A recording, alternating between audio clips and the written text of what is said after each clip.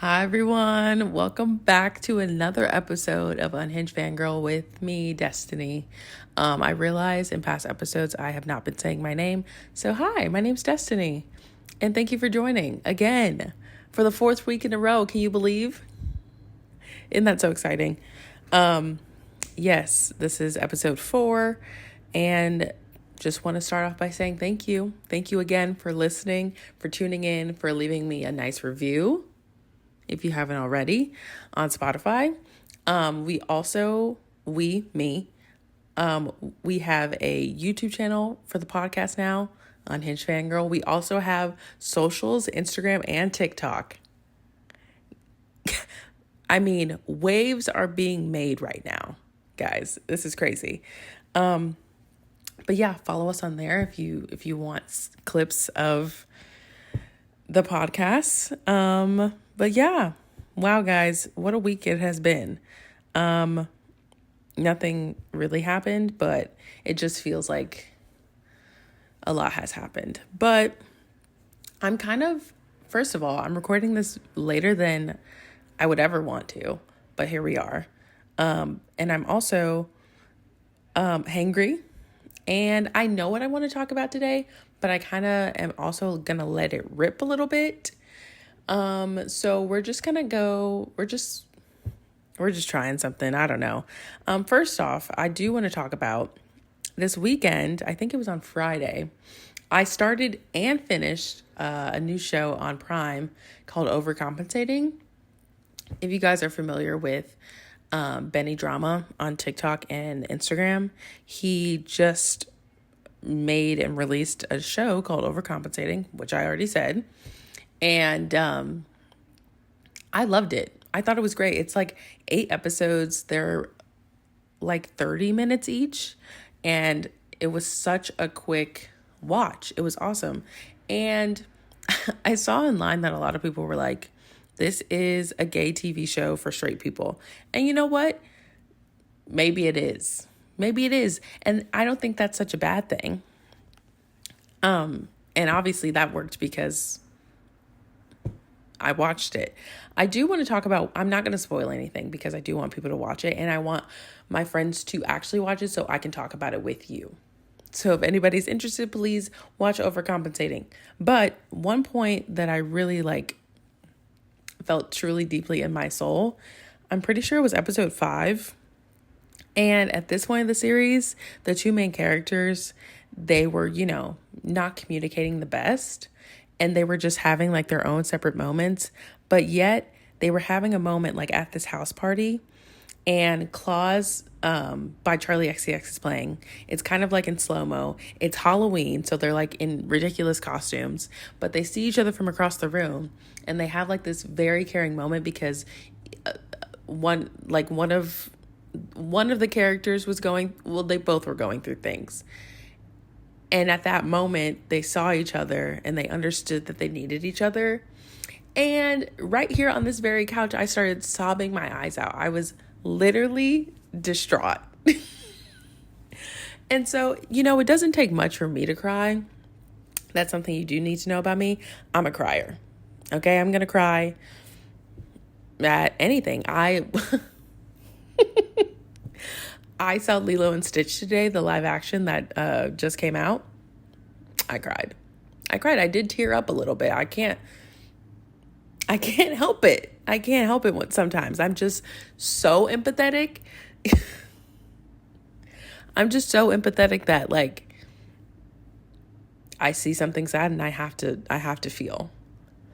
But yeah, go watch Overcompensating. I really liked it. I really enjoyed it. And another thing that I saw a lot about this show, well, I think I've just been seeing a lot about it on my For You page, but another thing that people were saying were they don't understand the timeline, not the timeline, I guess the era of which this happened, which that didn't even cross my mind. I'm this is happening in maybe, early 2000s, mid 2000s, because they're talking about Facebook. And the girls are going out in heels. And I'm that was literally the only thing that I noticed. I was why are the girls going out in heels? But they have the very early 2000s look. But yeah, that's all I have to say about overcompensating. What I do want to say about the Lilo and Stitch live action, I was hearing online that, and I don't think this is a spoiler, but I was hearing online that people were like upset about the ending because it's a little different from the original. And I'm over here thinking like they're going to pull something like crazy. That's why I was getting so emotional, because I'm like, I don't know what's about to happen. Like I keep hearing people say that the ending is a little different. So I'm like very scared. So I started crying. But it wasn't the ending that I thought was going to happen, because my ending would have been like crazy for a kid's movie. But people were so up in arms about it. And I'm like, once you see it, you'll understand what I'm saying. But guys, it's not that big of a deal. Like, I guess maybe if Lilo and Stitch is like your favorite kids movie, like, you know, I could understand why people would be upset about it. But at the same time, it was like, it still worked. I certainly was not mad about it. So, but I understand Disney people, they're a different type of fangirl. You know, they ride hard for Disney, and it's like, okay, yes, you guys can do that. You guys can have that. Not saying that I'm a Disney hater. I'm just saying that's not my ministry. So I don't really understand. But you want to know what is my ministry? Come on, segue. Today I'm talking about the 17 album. Yay! I did talk about 17 last week, but we're going to talk about them again because the album dropped on Monday. So, guys, wow. I mean, 16 tracks, spoiled rotten. And also, I think last week I said that Junghan was not on this album. He is. All the members are on this album. I don't know what I was thinking. Okay, I'm sorry. I'm so sorry about that misinformation. But today, also, let me roll it back a little bit. Every week, well, it's not even like an every week thing, but the question of the podcast, and you know, whenever I do have guests, I will also ask this question.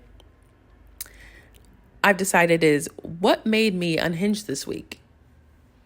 Isn't that fun? Because the podcast is called Unhinged Fangirl. It just makes sense. Anyway, so what made me unhinged this week is obviously the 17 album. And going into this, really, like, I wouldn't say that I was not excited for this release, but I definitely wasn't as excited as I have been in the past for a 17 album drop, which is crazy because, like, I don't know. It like this is a full album, because sometimes they have mini albums, which is just like an EP in, like, you know, regular terms. But this is like a full album, especially with all solo tracks. I don't understand. I think I do this thing in my brain where, actually, I know I do this thing where I get kind of like so excited that I don't let myself feel excited, because I know if I really let myself go somewhere, like if I let my brain go to that place, like I will actually start kind of going insane. And so the defense mechanism of that is that I just kind of feel nothing. I don't let myself feel it all, which is so healthy. It's so healthy and so great. But yeah, I just wasn't that excited for this album. And then obviously once I listened to it, I really did spiral. I mean, it's only, as I'm recording this, it's only Tuesday. And so I obviously dived headfirst into it yesterday at work. And I mean, after that, I was looking at my old concert videos of when I saw them in October. I was watching 17 content on YouTube. I was watching the Game Creators X17 videos. And those will get me every time. Those will literally bring a smile to my face in my deepest, darkest moments. But before we really get into the 17 album, the happy birthday of it all, I know I talked about them last week, but again, this is like 17's week for me. So I feel like I need to give y'all some backstory because I know there are a lot of people who don't know anything about 17. I do know my girlies out there. I know y'all know, but I need you to lock in really quickly and then we can get to the album of it all. But I just wanted to explain 17 because this is not going to be the last time that I talk about them. So I thought I would just give a general consensus knowledge of when, who's who, where, when, why, how, whatever. Because again, I'm also going to be using some lingo that might not be like knowledgeable. That's not the word I wanted to use. That might not be known to some people. And that's okay. We're here to learn. If we're here to do nothing else, we're here to learn. Right? Okay. So again, gonna give a general consensus. 17. Who is 17? Wow. That's a great question. Thank you for asking that. So 17 is comprised of 13 members, right? So there's 13 members, but in the group, there are 3 subunits. So 13 plus 3, 16, and all of that together, they make one team. So if you're following, 13 plus 3 plus 1, 17, right? Okay. Now, you may be thinking, Destiny, that doesn't make sense. Hey, it doesn't have to make sense to you. It makes sense to me, and it makes sense to everyone else in the fandom. Okay? So, 17, I'm also probably going to mention 17 is under a company called Pledis, who is under a company called Hybe. I think in a future episode, I want to get into like the K-pop company of it all because every K-pop fan has opinions on each company. But today I'm not going to do that, but I will be mentioning them later. So it's important that you know who I'm talking about. So if I either say Pledis or Hybe, like that is 17's company that they are under. And there's like a big 4 in Korea, kind of like how there is like a big 3 here, like with Sony and like other music. I don't know the other ones. I only know Sony.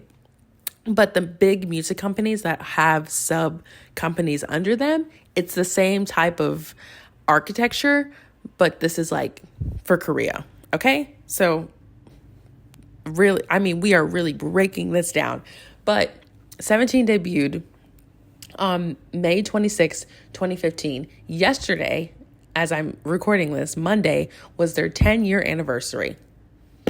Happy 10 years, 17. I love you so, so, so much. That really is crazy. 10 years. 10 years of 17. That's awesome. Anyway, another thing that I need to explain is the fandom name of 17. We're called carrots, okay? I also think I mentioned this last week, but carrots, not the kind that you eat, the kind that are in diamonds, that's our fan name. So we are carrots. Okay, us collectively, we're carrots. And 17 has like this thing with diamonds, like slipping into the diamond life. Yeah, I don't know where it comes from or why, but their symbol kind of looks like a diamond. And like if you have, I should have brought the light stick. I have a light stick over there for 17 and the inside there's a diamond. So we're really slipping into the diamond life and we are the shining light because we are the carrots. Does that make sense? That's how I see the name. But anyway, whatever. Now that we have all that out of the way, let's talk about the members themselves. Okay, there's 13 to go around. So I'm going to go from birth order. Also, this is like a really fun fact, but like trying to explain this in a way that's visually, anyway, if you were to line up all of the members in birth order by year, did that make sense? So for breaking them down by years, they form a diamond. Now, was that intentional when they brought the concept to life? I don't know, but it works either way. Isn't that crazy? And that's called destiny right there. No pun intended. Anyway, let's talk about the members in birth order, okay? I'm going to start with the 95 line. So members who were born in 1995. And so first off, we have S. Coops, aka Sung Chol, who is the leader of the group.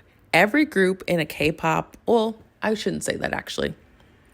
Most K-pop groups have a leader, a quote-unquote leader of the group. That's basically just like exactly what I just said. The leader of the group, they're considered the quote-unquote dad. They, make sure everything is handled. Obviously, there's like managers and so many people behind the scenes, but for the group as a whole, that's like the point person. That makes sense. How would I describe Sungchul? Sungchul is, I don't know. I don't know how to describe him. He's just like obviously good looking. Everybody in the group is good looking. I can't just say that. But yeah, he's the leader of the group. He is a part of the hip hop unit. I should say that. So like I said, there's 3 units in 17. Not every group is like this, but for 17 specifically, there's a hip hop unit, a vocal unit, and a performance unit. So Sungchul is a part of the hip hop unit, which my favorite unit, might I add.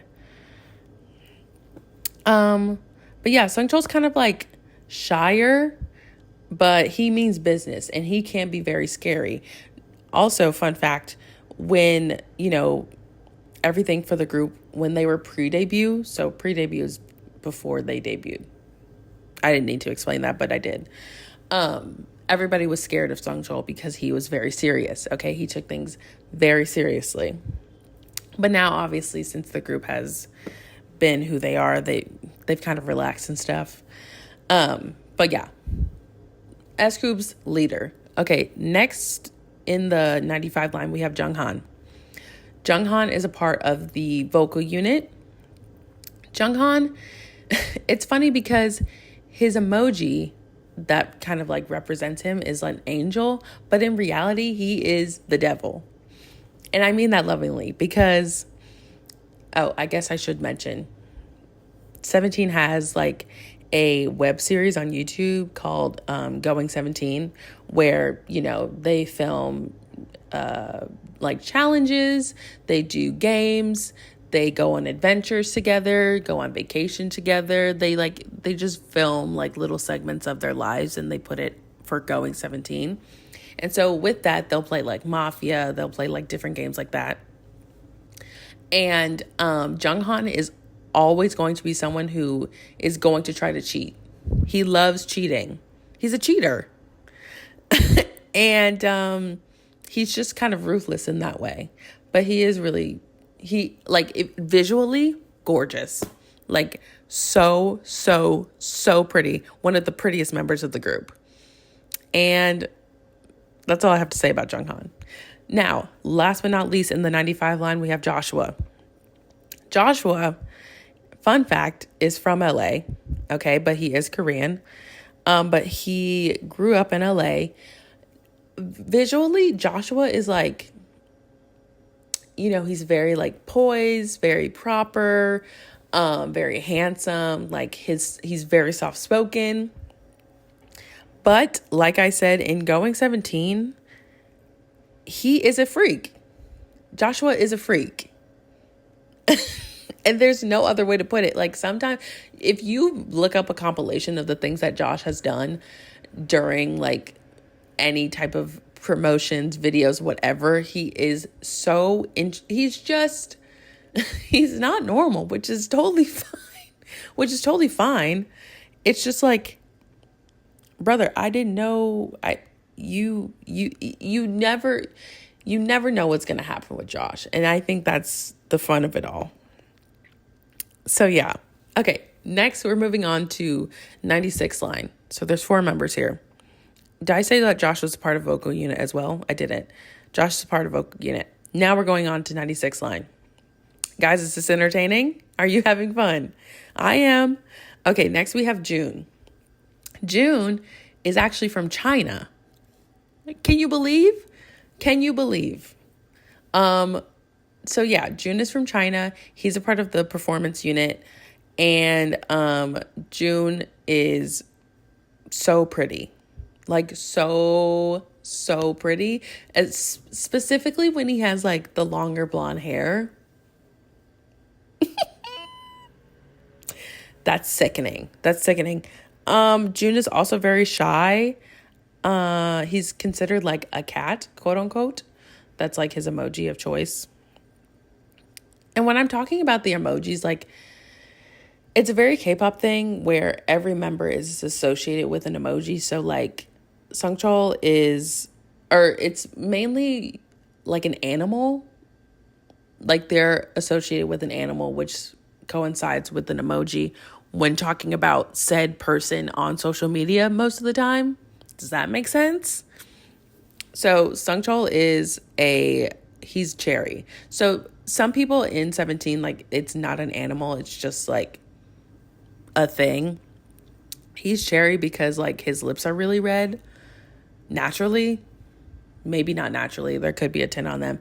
Like I said, Junghan is an angel. Joshua is a deer because he looks like a deer. And June is a cat. Yeah, I can't explain it. I don't know who comes up with it. I don't know how that happens, but it's just a thing. Next, we have Hoshi in 96 line. Hoshi is a part of the performance unit, and Hoshi is also the leader of the performance unit. It also should be mentioned that Sungchul not only is the leader of 17, but he's also the leader of the hip-hop unit. So every unit has a leader. Right. Now, Hoshi is a tiger. Right. And like I just mentioned, like everybody has an animal, but Hoshi is a tiger. And by that, I mean that it is his entire personality that he is a tiger. Hung Hae, he's throwing up this tiger sign any chance he gets, any red carpet he gets, any appearance he has. Anytime he's with anyone, he's throwing up this tiger sign. And if you can't, okay, for the people who are not looking on YouTube, think of Lady Gaga's Put Your Paws Up. We're doing Hoshi, Hung Hae, put your tiger signs up. Now, if you've ever seen a video of Hoshi asking the carrots to put their tiger signs up, you would think, and it does look like this, but we are a part of the Hung Hae cult. And I'm a member. And I'm a member. Why did I say it like that? I'm a member. You can't help it. Hoshi has started doing this thing on tour where, you know, at the beginning of the shows, they all like introduce themselves, and Hoshi will come out onto the runway. He will be like, everybody put your tiger signs up. And then he starts singing. Well, he starts playing a song that's like, hey, and we're all like putting our tiger signs up and down. Like the tiger signs are basically like bowing to him. If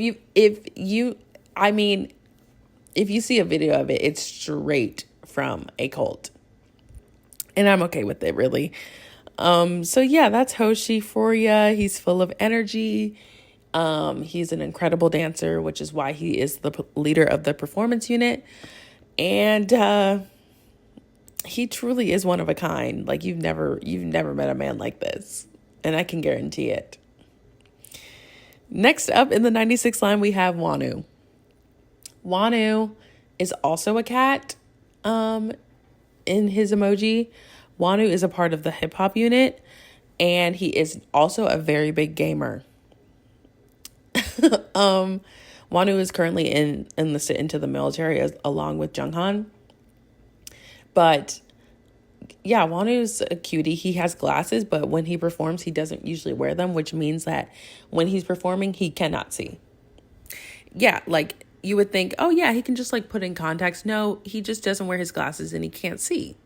So if there's ever been a moment where a fan has been like, yeah, Wanu looked at me and he doesn't have his glasses on, baby, he did not look at you. He didn't. He did it and he didn't mean it. It's just he can't have his glasses flying off that way. So there's that. And next, lastly, in the 96 line, we have Uzi. Now, wait, is Uzi also a cat? Huh. What have I done here? Maybe I don't know their emojis like I think I did. I want to say Woozy is also a cat.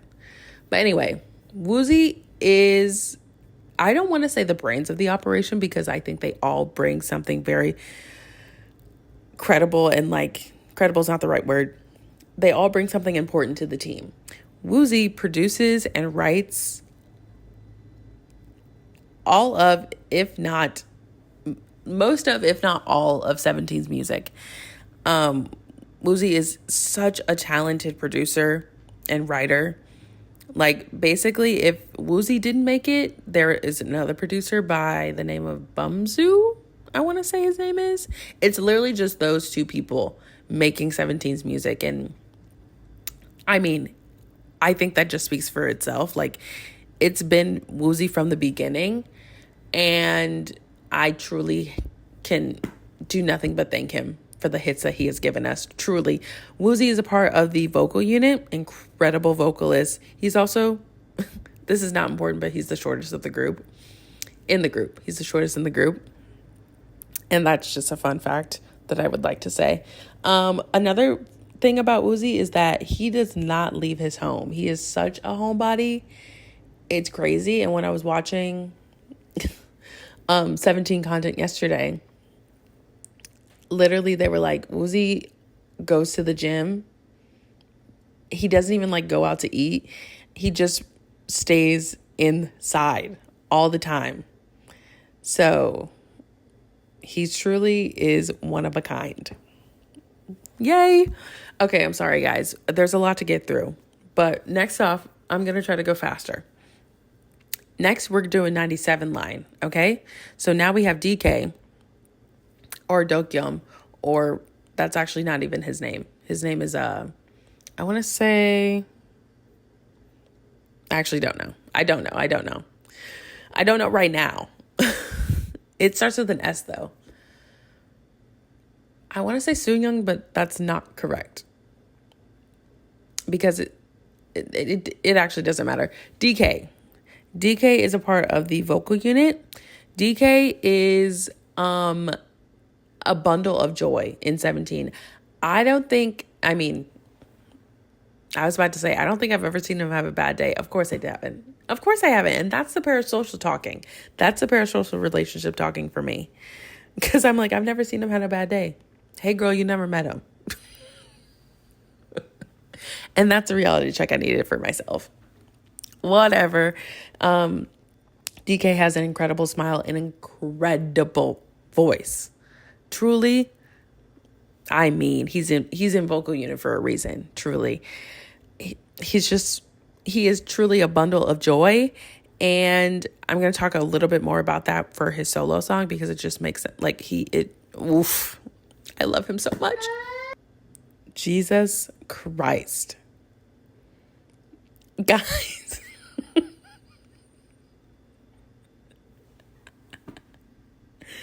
That is the third time today.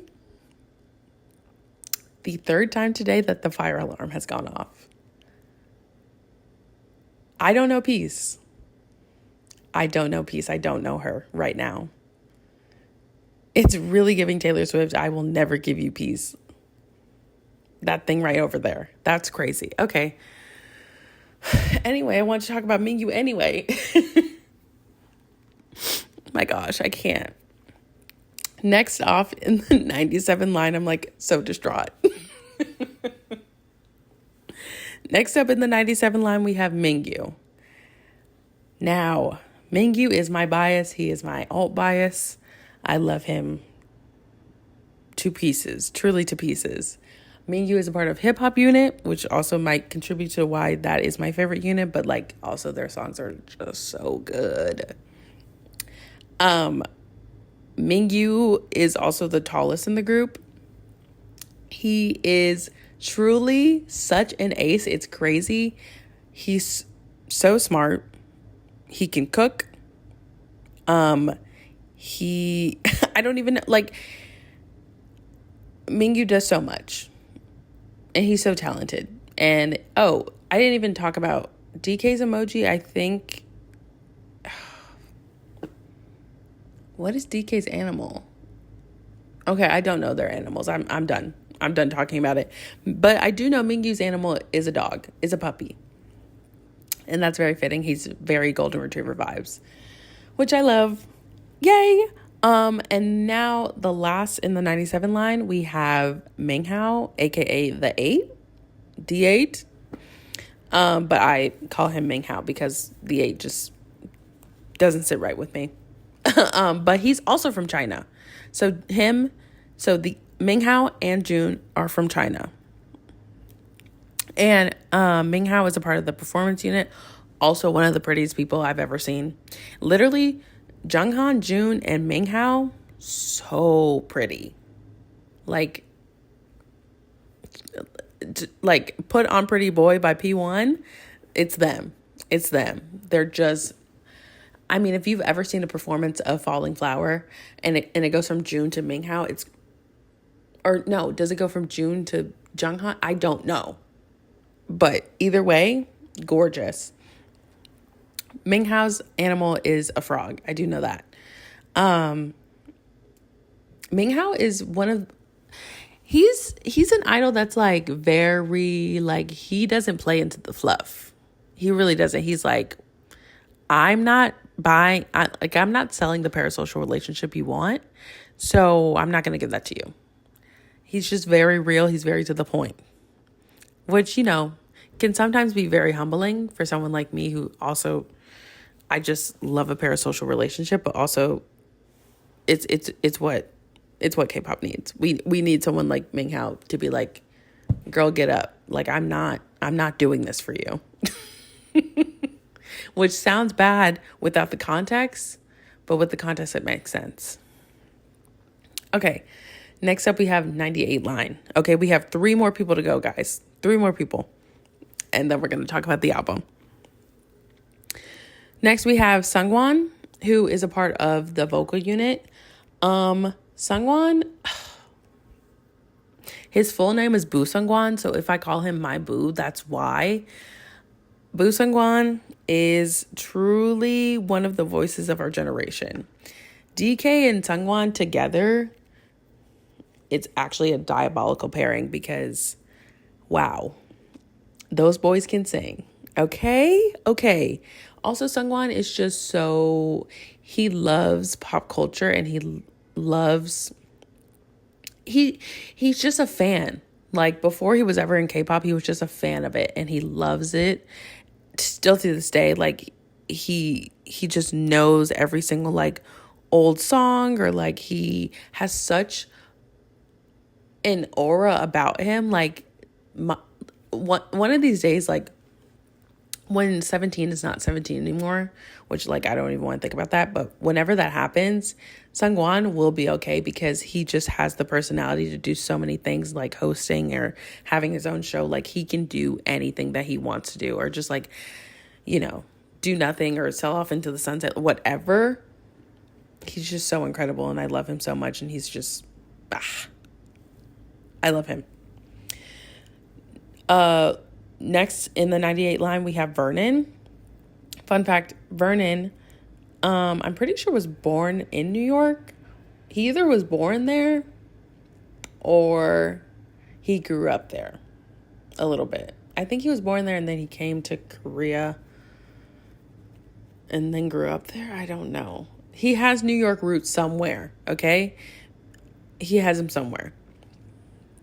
But Vernon is a part of the hip hop unit. Vernon has a way in whatever verse he is given, he literally takes it over as one, and he just literally, he eats it up every single time. There's a way that a cadence in the way that he raps that is so addicted to me. I love it, and I love him. And Vernon's just like kind of awkward, and he's usually just like staring off into the distance somewhere and very much in his own world.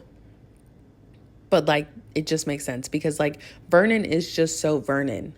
Kind of in the way that Subin is so Subin, Vernon is so Vernon. And I can't explain that any further. Last but not least, we have the Macne of the group. And the Macne is basically the youngest of the group, Dino. Dino was born in 1999. So we have the 98 line. Now we have 99. We have Dino. Dino is a part of the performance unit. And Dino is truly the future of K-pop. That used to be his nickname, I think, before they debuted. And I will never let that go because there's something about the way that Dino performs live. I mean, they all are incredible performers. Let's not get that twisted. But Dino specifically, I was thinking about it the other day because I was watching my old concert videos, and he just has, like, he was made for the stage. He's one of those idols that was just really made to be on stage. And it's truly everything and more. Literally everything and more. Yay! Okay, one other thing, or a couple other things that I want to touch on before I dive into the album. Are you guys still listening? Are you guys interested? This is what interests me. Another thing that I should talk about is that a lot of times when we're talking about quote unquote Western artists, aka people, music artists in America, or I should say like groups, whether that be boy bands, girl bands, whatever. A lot of times people get confused when a person from a group in K-pop will release like a solo album or like a solo single or something. But that's actually very common in K-pop because, I don't know, it's just like, yes, people can have like their solo stuff, but that doesn't mean that it's taking away from the group or taking away or that they're breaking up or anything. So even though everybody has solo tracks on there, like this is not the first time that 17 has released music like individually. I'm pretty sure all of them have released music individually before this, and some more than others, but yeah, they all have like projects of their own. And even in 17, yes, there are the 3 units that I talked about, but there's also stick with me here. There's also a group called Busaksun, which consists of Sungwon, DK, and Hoshi. Like they're a separate group. I don't know, the logo's crazy, but they're just, so whenever K-pop groups do things separately, I think a lot of people get it confused and they're like, oh, so they're not together anymore? And it's like, no, they're very much still a part of the group as a whole, but they're just kind of doing separate things and having individual voices in songs. And I think that's awesome. And I think more people should do that when they're in groups, because I feel like a lot of the times when, you know, groups like that are taking off, they're kind of stuck to doing this one sound for their just one thing, and that's why they break up, because they want to do something solo. But you don't have to be an individual artist and not still be a part of the band that kind of brought you up into the public light. So that's kind of that. And also just a note for me, I have never seen all of the members of 17 live. And I think I mentioned that before, but the first show that I went to see them, 2 of the members had COVID. And then this past tour, June was filming something in China and Junghan was already in the military. So there's that. now we are getting into the happy birthday of it all. Again, I can't believe I've been talking so long. I literally thought to myself, this week's going to be like a shorter episode. Like, it's not going to get crazy. I do it to myself every time, but I'm going to try to go through this quickly because I don't really have that much to say about the album, but at the same time, I do have a lot to say. Okay. But the track list, so I just explained kind of everyone in birth order. But for this album, I was expecting the track list to be all the members. Like, they have 3 tracks with everyone on them. And then I was expecting the track list to go in birth order, but it doesn't. It's actually like there's no order to this at all. And it's kind of confusing to me. It's not confusing because it really doesn't matter, but it's just like, I wonder how they came up with that order in there. I don't know. That's just like I feel like whenever there's an album and the track list is in a specific order, I feel like that always means something.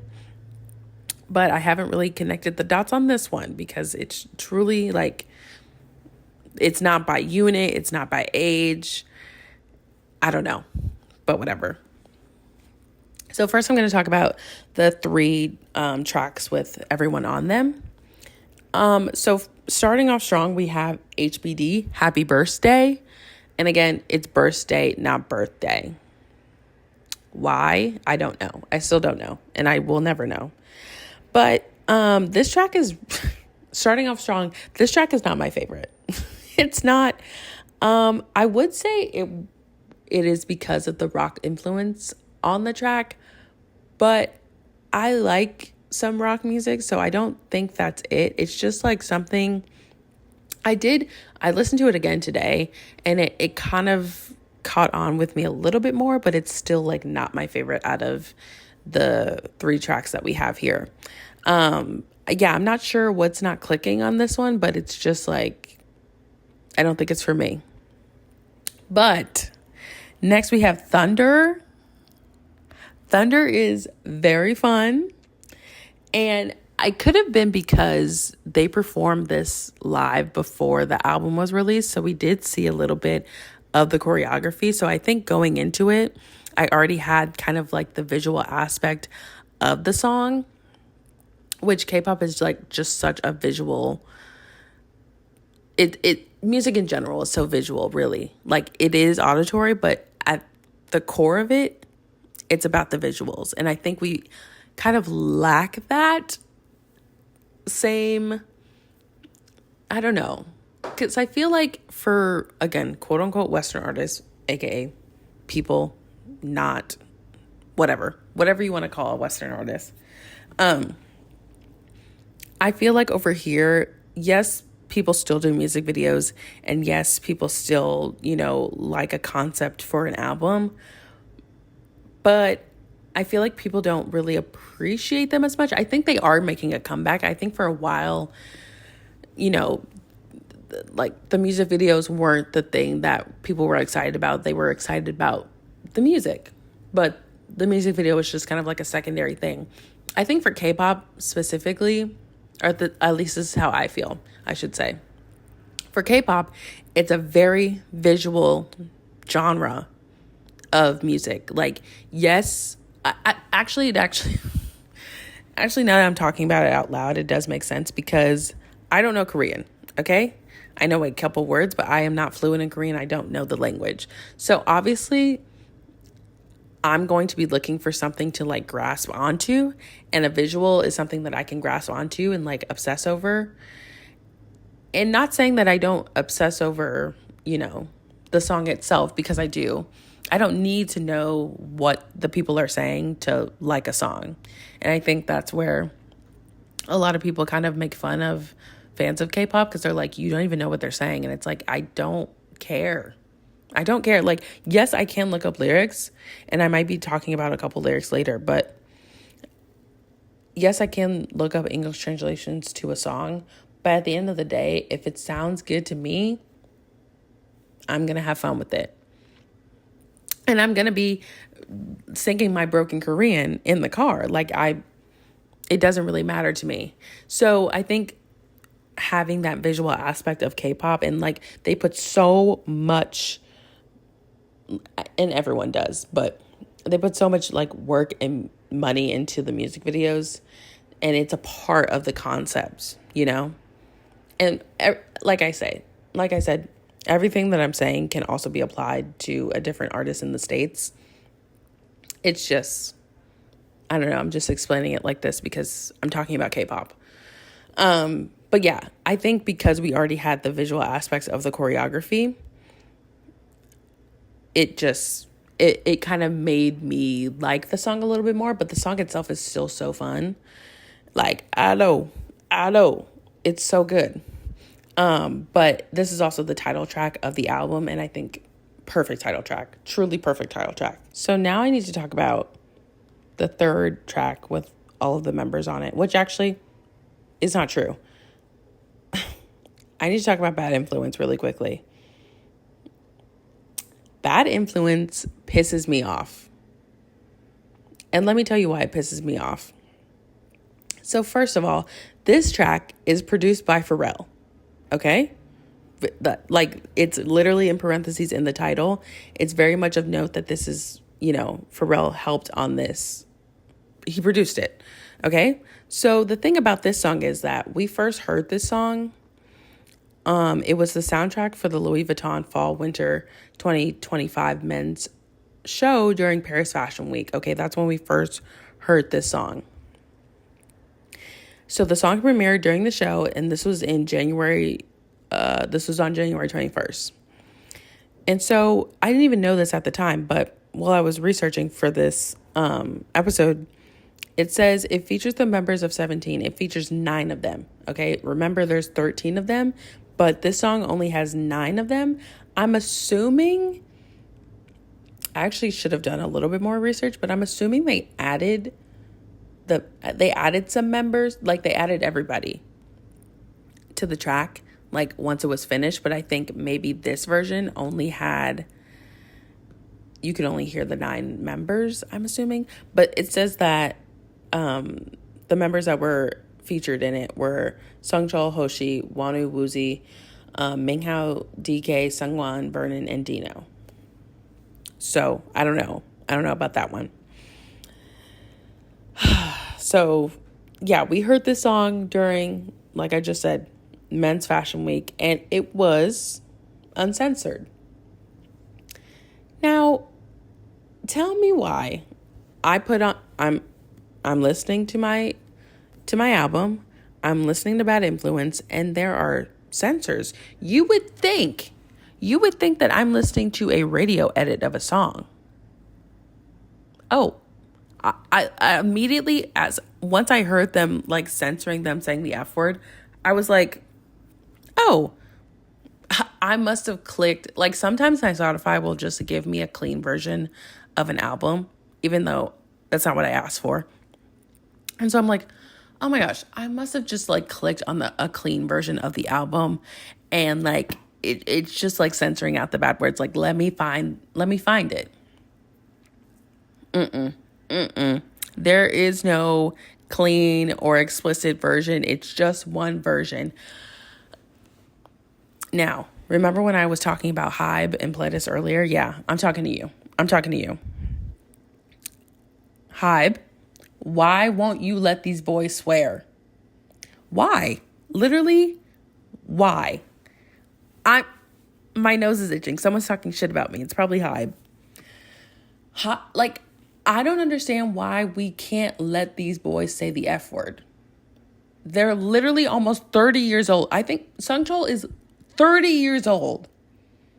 And you're not letting him say shit? Literally, you're not letting him say shit. Okay. What do you mean? I hope you know that this song sounds so stupid because it's censored. Literally, it's like, ain't no allowed. What do you do? I don't know what you're saying. Oh my God. But the thing is, when we heard the version at the fashion show, it was not censored. They were saying everything they wanted to say out. They were saying it loud and clear. And yet, Hybe was like, no, we can't let them say that. We can't let them say that. I'm going to break my laptop. I'm going to break it. I'm going to break it. It pisses me off. It pisses me off because why are we censoring them? Why? Just let them swear. It pisses. I can't listen to the song. I can't listen to it because I need an explicit version like tomorrow. I'm being so serious. Once again, these bitches are 30. Let them say the F word. I don't get it. I think it should be mentioned now that I've kind of ranted that if you aren't aware, South Korea is a very conservative country. Like in every aspect that is the word conservative, that's Korea times about 1,000, especially when it comes to K-pop idols. Like, we can talk about this another time, but it is very taboo for K-pop idols to date, to smoke anything, literally cigarettes, vaping, whatever. They don't like that. Even if you dated like pre-debut, like you still could be entitled to being kicked out of a group. Rise, I'm talking to you. But it really doesn't make sense to me. It really doesn't make sense. We're making music here. We're making music and you want to censor us?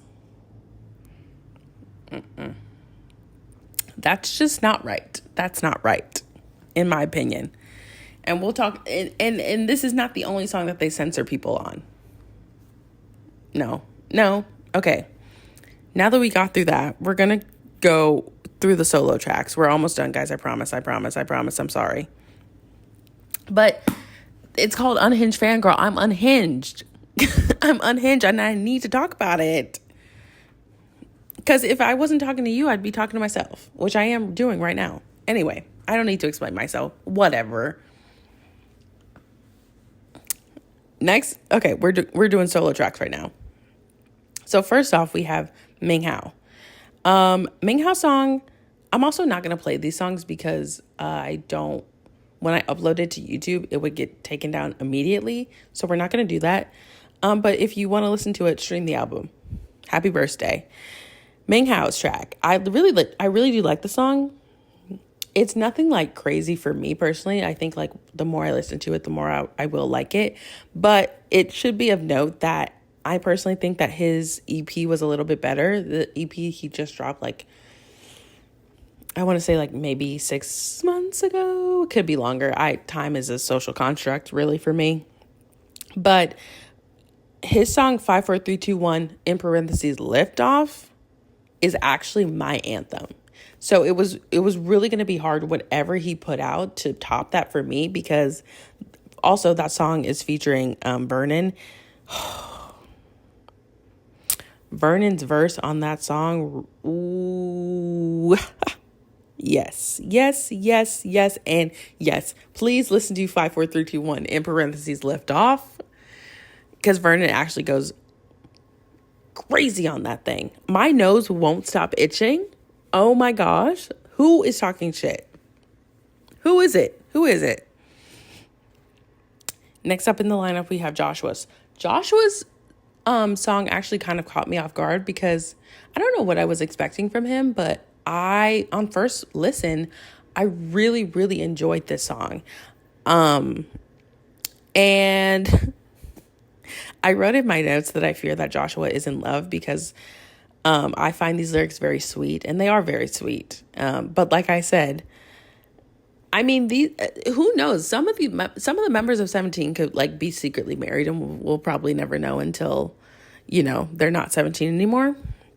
Because again, the K-pop stans, they do not like it when they date. It's not okay. It's very taboo. But I fear that Josh is in love with someone. These lyrics are very sweet, and I'm not going to go through them because that would be too long. But next track we have is Wanu's. And Wanu's track is called 99.9. And we're doing math right now. And it has something to do with his heart being almost at 100 and, you're completing whatever the whole thing is. But listening to the song does make me sad because, like I said, he is enlisted to the military right now and he's gone. And this is such a cute track that it makes me sad. Also, it should be of note that this concept has been very dark, and the colors have been black and green, and it's very clubby, it's very dark. But almost all of the solo tracks do not match that vibe.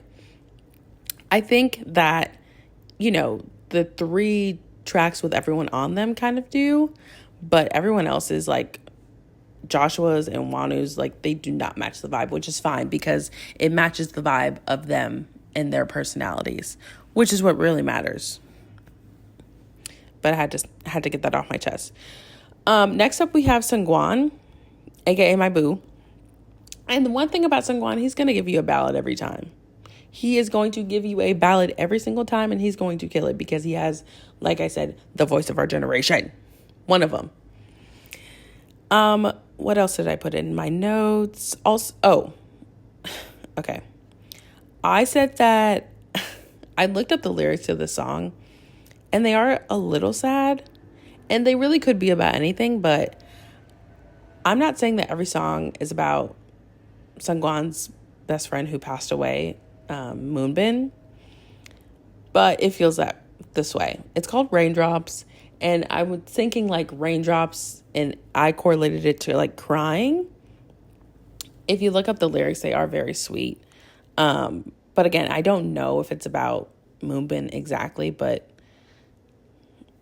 I don't know. I don't know. I didn't really do that much thinking about it, but I don't know. In my head, I'm every song is about him. I don't know. That's just me. Maybe I shouldn't have brought that up. Sorry. Also, side note that I did put in my notes, I said whoever put Hoshi and Mingyu songs back to back, God bless you. Because, yeah, God bless you. These were the 2 tracks that I was looking forward to the most. Mainly, I was looking forward to Hoshi's because it's featuring Timbaland. You heard me right. Hoshi featuring Timbaland. Yes, yes, yes, yes, and yes. If you aren't aware, Timbaland is I don't know him personally, but he was in charge of so many hits in the early 2000s. You have no idea. So I knew this was going to be a certified banger, and I was right.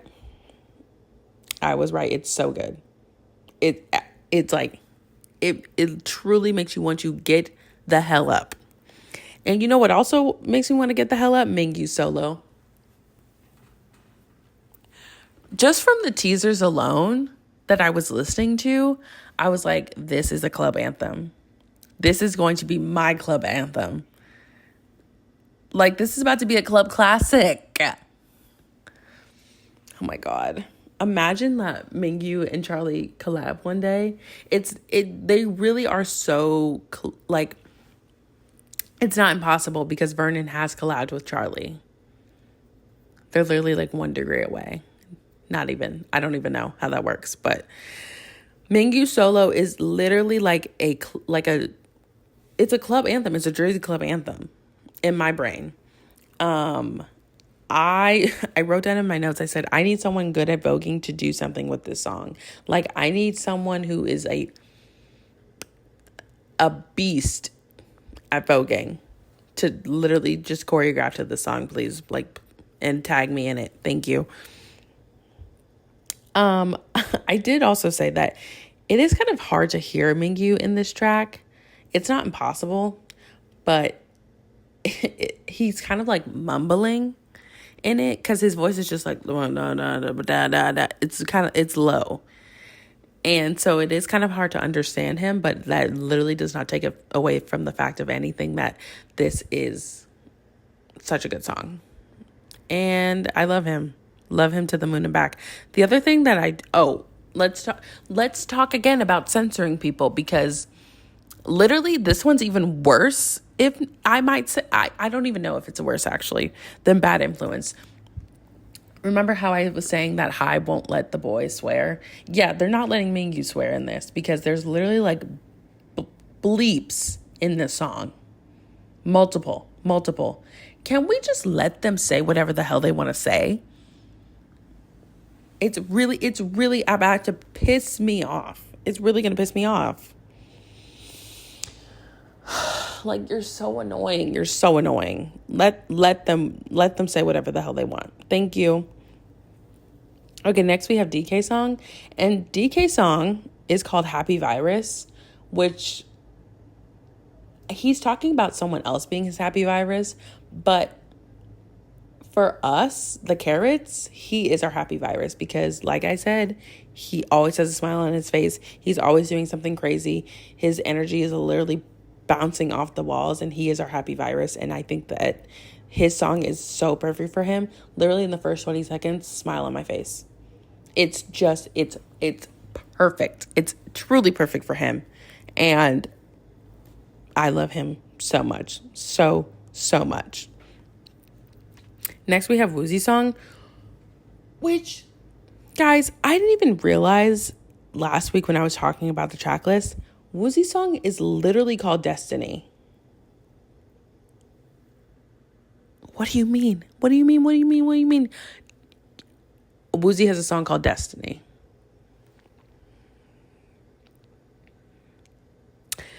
I will never be the same again. Thank you. You mean to tell me my leader producer has a song? Okay, that's fine. That's totally fine. I wrote down that I have a feeling that this song is about the boys and the journey that they have been on. But that is quite literally all speculation from the one skim of the lyrics that I did. So, but I love Woozy's voice. Woo! Woozy's voice is so good. Literally. Can I say literally one more time? He's just too good. He's too good. Anyway, Vernon's track. We have Vernon's track. Now, like I said last week, I wanted this to be like Black Eye Part 2, which, if you listen to Black Eye, it's very pop punk, Avril Lavigne, like that type of era.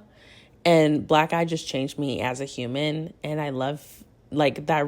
I think that if not, I already loved Vernon because he was, before I biased Mingyu, I did bias Vernon first. So he does hold a special place in my heart. But Black Eye really like catapulted my obsession with him. But with this track in particular, it's not Black Eye specifically. It is still very much like a pop punk vibe. It's a little more muted, I would say, but it's still pretty good.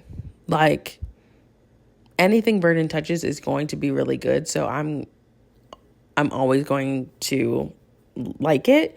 It's just a little bit of a different vibe than I was hoping for.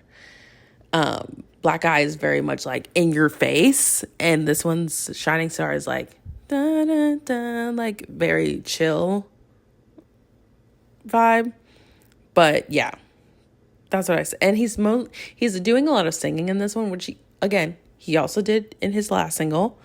And Vernon is like a rapper, and that's when he's rapping, I'm like literally fully locked in. But he is singing more in this one. But again, I can see it growing on me over time. I just need to give it, I need to let that marinate. Next up, we have June single. It's not giving Psycho, which is the name of, if I scratch my nose one more time, like, this is serious. And sorry to all the audio listeners who have not seen me scratch my nose once. I'm sorry. Back to June. Psycho was the name of his last single. And it was more like, I feel like Psycho fit more of the vibe than this one, but it's still a very fun song, and I don't hate it at all. Dino's song is, I said it's giving like early 2000s pop R&B vibes, which I'm kind of into. Like the beat itself is more kind of like chill, or like I said, early 2000s. Like it's not what his last single was giving that much, but again, I'm gonna ride for Dino. Okay, last two. We have Junghan. Junghan's song is cute. And the vocal unit, I think, would eat this up if they all like did it together while he was away for some reason. It would just be great. And last but not least, we have Sungchol's song, which is more club music. Him and Mingyu literally got into the studio together. They said, we want to make beats and we want to make hits. And that's exactly what they did. Because you put Hoshi, Mingyu, and Sungchol's songs back to back to back, that's dangerous territory. That's dangerous. Don't do it. Don't do that. Okay, wow. Oof. That is my recap of the 17 album and my thoughts about it. Are y'all still with me? I hope so. If not, oof. You don't like me at all, do you? Wow, yay. So I think I talked about pretty much all I wanted to talk about. Oh, last but not least, this had nothing to do with 17. But something that I do want to touch on before I leave you. Actually, I have two things to talk about. One thing that I do want to talk about, or maybe I'll save it. Maybe I'll save it because I don't feel like talking anymore. And I do want to talk about Great Big Beautiful Life because I did finish it. I finished it today. First of all, thank God. Second of all, I don't know why I was having such a hard time with this book. Actually, I do know why, I think. Before I even like picked up the book and started it, I was on TikTok and I think I let a couple of comments get to my head because I heard that people were saying that Emily Henry is not a romance writer, like she is a women's literary writer with a hint of romance or like something like that. It was like she actually like doesn't write romance at all, and immediately I took offense to it because I took offense to it like I'm the writer. But I was like, that's not true. And I feel like with this one, like we really saw that a little bit. And I'm not saying this book did not have any romance at all. Like that's definitely not what I'm saying. I thought the romance parts of this book were very, very good. And like Emily can do that.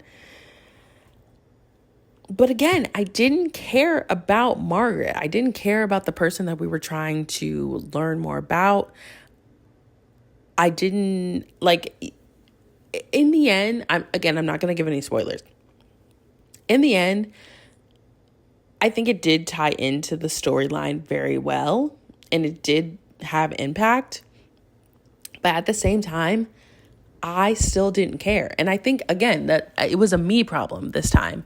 I think that I just wasn't, like, I'm trying to form this in a coherent way because I am all for a romance with like a secondary plot. I think that's fun because I think sometimes a lot of times I should say, when it's just like the romance, if it's not written well, it can get so boring and repetitive. And so a second, they need to be going through something, which I agree. But I think the problem with this is the two main characters, yes, they were going through it together, but it wasn't connected for me. Like they were both going through the same thing in the situation. This is so hard to talk about without spoiling it, by the way. So I'm really trying my best. Like, I actually don't even know how. I just didn't care about Margaret's story. And I just felt like we talked a lot about her. it was so many dedicated chapters about her story and like how it all ties in. And I just felt like it was a lot of backstory that we didn't need all that. I fear we did not need it.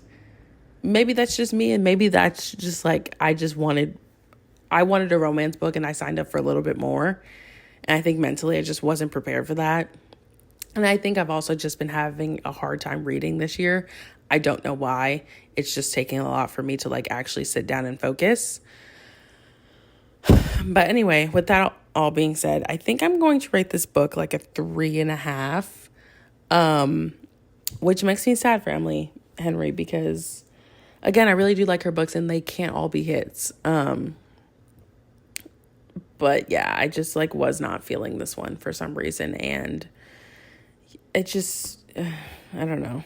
I'm okay. I'm done talking about it. But I knew I needed to finish it because if I went another week without finishing it and I would talk about the same book for 5 weeks, I actually might do something drastic. So we're not doing that. But I will tell you the next book that I am planning on reading is The Happy Ever After playlist by Abby Jimenez. And if you don't know Abby, she wrote Just for the Summer, Part of Your World. You know, if you go into Barnes & Noble, you'll see her books. But I've been making my way through all of her books because I read Just for the Summer first. Fell head first. Literally fell completely in love with her writing style and how she talks about mental health in all of her books. And I think it's just done so well, truly. But I'm making my way through all of them. I read The Friend Zone. I think this is a part of that series. So I think it's the second book in the series, but it's not like a series that you need to read chronologically. You can just read on your own. It's like if you're familiar with the Part of Your World series, like she did Part of Your World and then Yours Truly and then Just for the Summer, but I didn't need to read them in order to understand. Like they're just a part of that whole world, but they're not intertwined in the timeline of the books, if that makes any sense. So yeah, I think after this one, she just came out with a new book.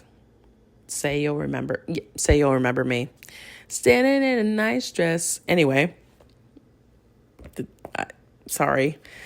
But yeah, I have this book and then one more from her early series and then Say You'll Remember Me, which I heard that people did not like. I really need to stop letting book talk people determine how I feel about a book before I even crack open that spine. Yeah, I need to stop doing that.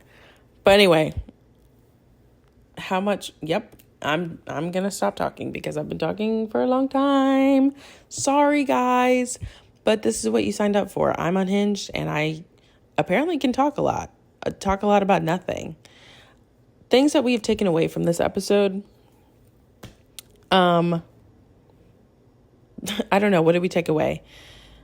That Hybe needs to let 17 say the word fuck. Or whatever the hell they want. Because the censoring has got to stop. That's one thing that I am passionate about. The censoring has got to stop. It's not it. No. I don't know what you think you're doing, but you're not doing something great.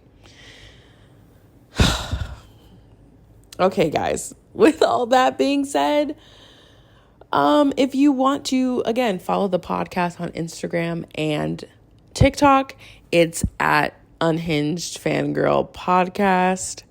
Also on YouTube at Unhinged Fangirl. You can also follow me on my personal accounts. Literally anywhere there is an account, I am at DVictoria9. So yay. And I'm so exhausted, guys. I will talk to you guys next week.